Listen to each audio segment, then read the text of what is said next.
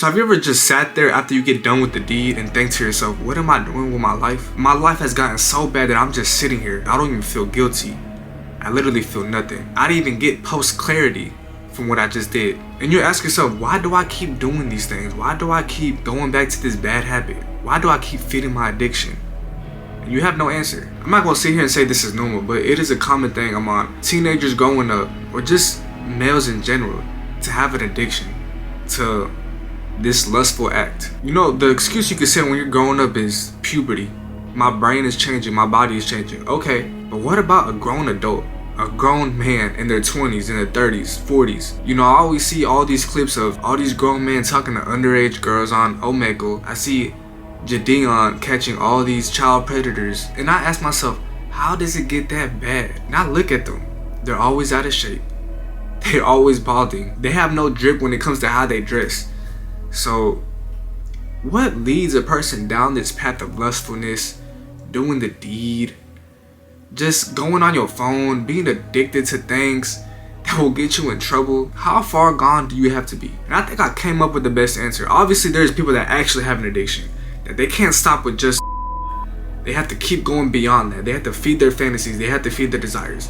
You know, I believe there is people like that should be locked up, seek therapy, all of the above. But what I'm about to talk about is simply addiction, especially to my people in their 20s. And honestly, I think the crazy part is, I don't think is the problem.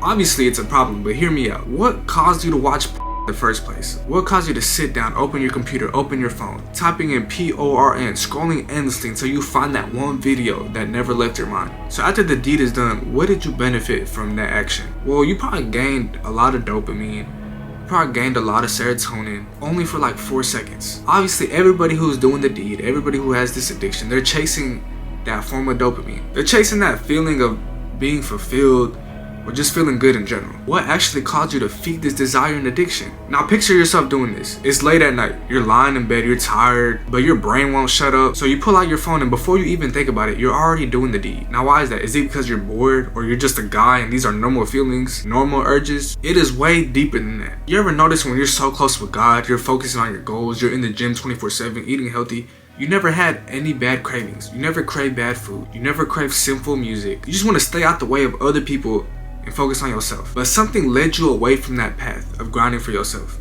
So what is it? I noticed the second you feel stressed, the second you feel lonely, that's when you chase that addiction. That's when the addiction pulls you in. Isn't about pleasure. It's about avoiding something in your life. You're actually not addicted to watching. You're addicted to what it helps you forget. So this is where my story comes in. You know, growing up, I never really had women in my life. I didn't have girls in my life until I grew out my hair. I got my clothes better. I was on the basketball team. Next thing you know, all these girls were hitting me up. All these girls wanted to go out with me. So all those girls, blah, blah, blah, it don't matter. Until I met my ex.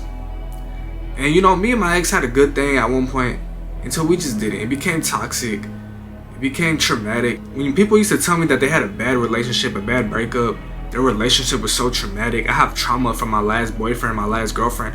I used to hate the word traumatic used in that way until I discovered what it felt like to be in a traumatic relationship. And because of that traumatic relationship, I became insecure. I became so obsessed with trying to fill the void in my heart, the void in my body. I literally felt empty because of that bad relationship. I remember she would text my teammates behind my back, flirt with them. She would call me telling me she was at a party, she was with this guy. And it just made me so insecure. It just made me feel like I wasn't worth anything. I would look at myself in the mirror. I wouldn't be proud of who I was. I would go to the gym all the time, but I never felt good enough. I loved basketball. Not even basketball could get my mind off of that. So what did I do? I started chasing desires, and what was that? I'm not gonna sit here and say I had a porn addiction, but you know, there was instances here and there where I would hop on the phone and, you know, be curious, or like hop on Twitter and I just seen the baddest girl ever. They need to delete that stuff on Twitter. That's why I don't be on Twitter no more, because Twitter is the devil.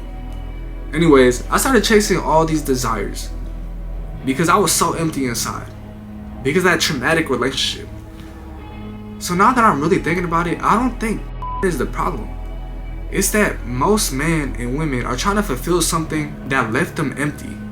And that could have been anything. So I met this one girl. I remember I walked into Dillard's, and all the security guards, all the workers, they were following me for some reason. I guess I looked like I was about to steal something, but in reality, I really went there to get a shirt, see my homeboy that worked there. So I went to my homeboy. I'm like, bro, your coworkers is following me. I'm finna say some shit. I'm finna record them, go viral on TikTok.